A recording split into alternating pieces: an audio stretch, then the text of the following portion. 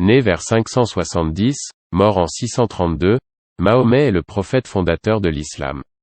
Mais que sait-on de sa vie? La vie de Mahomet nous a été transmise par une surabondance de sources réunies par la tradition musulmane, la Sunna. Cette documentation, postérieure au prophète, est faite notamment des paroles de Mahomet, les hadiths, et de la Sira, sa biographie officielle écrite au IXe siècle. Autant dire que leur exactitude est largement discutable. Né vers 570 à la Mecque, orphelin de père, Mahomet perd sa mère vers l'âge de 6 ans. Il est alors élevé par son grand-père, puis son oncle bien-aimé, qui l'accompagne dans ses voyages caravaniers. En chemin vers la Syrie, un moine chrétien reconnaît déjà sur lui la marque de la prophétie. À l'âge de 20 ans, il se met au service d'une riche veuve, Khadija, qu'il épouse et qui sera son soutien jusqu'à sa mort. L'image qui ressort de lui avant la révélation associe au moins deux visages. Celui du saint homme des traditions orientales, aimant et respectueux de tous, priant une divinité supérieure mais non unique, et celui de l'aristocrate mécois, riche négociant, soucieux des droits de sa tribu. Historiquement, le second type est sans doute le plus proche du Mahomet d'avant l'islam, tandis que le premier correspondrait plutôt à des récits postérieurs, influencés par les mythes bibliques. Un hadith célèbre a transmis de lui la description suivante.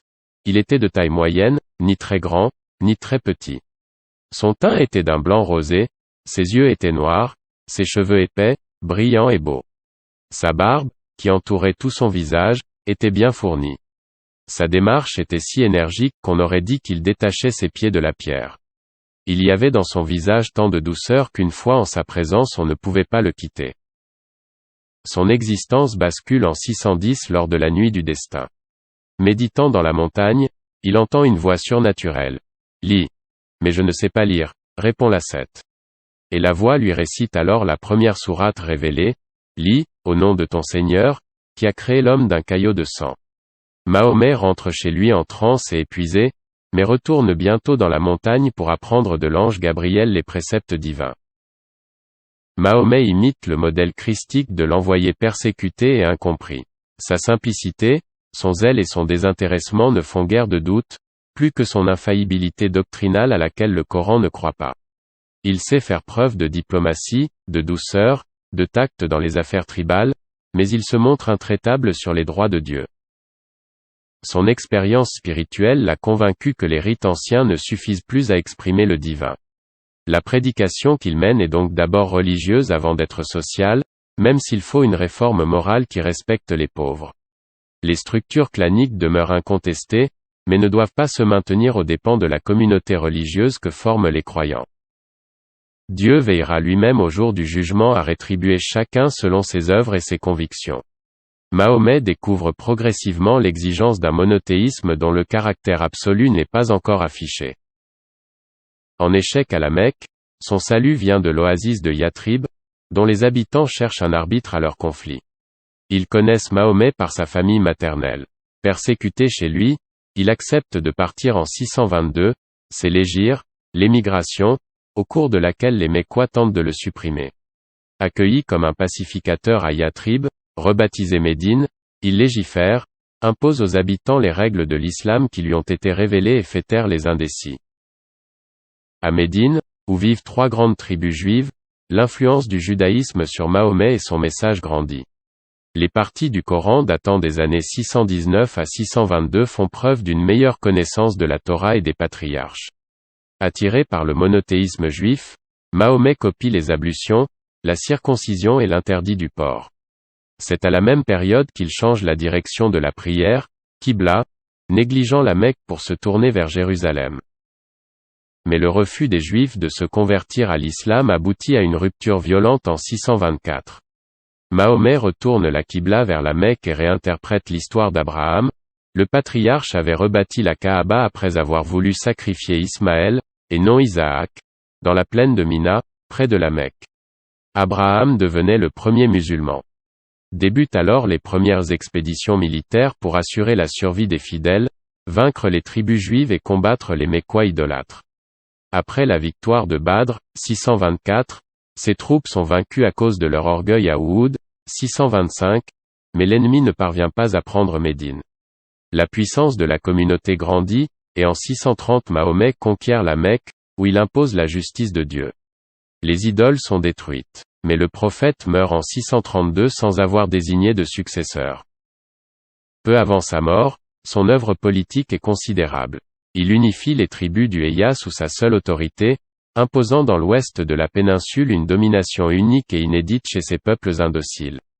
Passant de la diplomatie à l'action militaire, de la ruse à la force, il gouverne Médine en juge, en législateur et en stratège averti, fin connaisseur des subtilités tribales.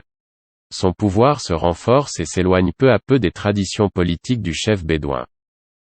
Il n'est plus l'arbitre des tribus qu'il était à son arrivée en 622, mais leur seigneur unique, envoyé par Dieu pour les diriger sur la voie parfaite. Cependant, la Sira prétend qu'à la fin de sa vie, il avait unifié la péninsule dans une même Oumma, une communauté religieuse et à la vocation universelle. Or jusqu'au bout Mahomet s'est défini comme un prophète arabe envoyé aux Arabes, peu conscient des réalités sociales et politiques au-delà de Médine.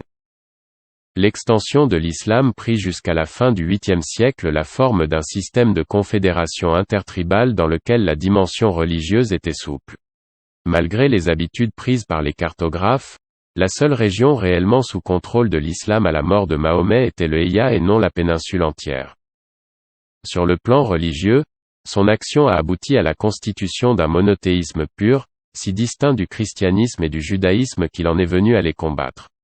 Ses sources sont pourtant clairement bibliques et plus exactement abrahamiques. Son message surpasse tous les autres parce qu'il les dépouille de leurs mensonges et de leurs erreurs. Les sourates de cette époque ne sont plus des appels insistants, hachés et rimés, mais de longues homélies élaborées, adressées à un auditoire attentif. On y découvre, islamisées et modifiées, les histoires des patriarches, des extraits réinterprétés de textes juifs, chrétiens, des apocryphes, mais aussi des règlements qui légifèrent pour organiser la Oumma. Mahomet semble désormais différent de l'homme doux et persécuté qu'il était à la Mecque. Les biographies commandées par les califes ont fort bien pu réinterpréter son œuvre afin de justifier leur conquête. Les contemporains cependant n'ont pas laissé l'impression d'un changement dans son caractère. Au contraire, ils le reconnaissent toujours comme un personnage simple et désintéressé, sensible et toutefois maître de ses sentiments. Dans la vie privée, confirme un hadith, il était le plus doux des hommes et le plus généreux. Il s'habille de laine brute qu'il raccommode lui-même, fait preuve de patience envers les siens, aime les enfants et, lorsque la colère l'emporte, c'est uniquement pour défendre les prérogatives de Dieu. Ses compagnons ont découvert chez lui une force physique et une bravoure à la guerre qu'ils ignoraient. Son usage de la violence, à travers les campagnes militaires et sa politique anti-juive, ne semble pas les avoir choqués outre mesure, car elle fait partie des mœurs, elle est voulue par ses compagnons et autorisée par Dieu. Mahomet verse le sang parce qu'il est pragmatique et doit satisfaire ses hommes en butin, mais aussi parce que, depuis son échec à la Mecque, il a pris conscience que la conversion des Arabes à l'islam ne pouvait se passer d'une conquête militaire. Mahomet ne fut donc pas un Jésus arabe. Sa victoire ne trouvait pas son sens dans le supplice ou l'humiliation, mais au contraire dans l'avènement d'un royaume terrestre, la Oumma, qui était à la fois une loi, un empire, un peuple et une religion. Mahomet fut ainsi pleinement religieux et pleinement soldat, sans contradiction aucune. Il était le prophète qu'attendaient les peuples d'Arabie.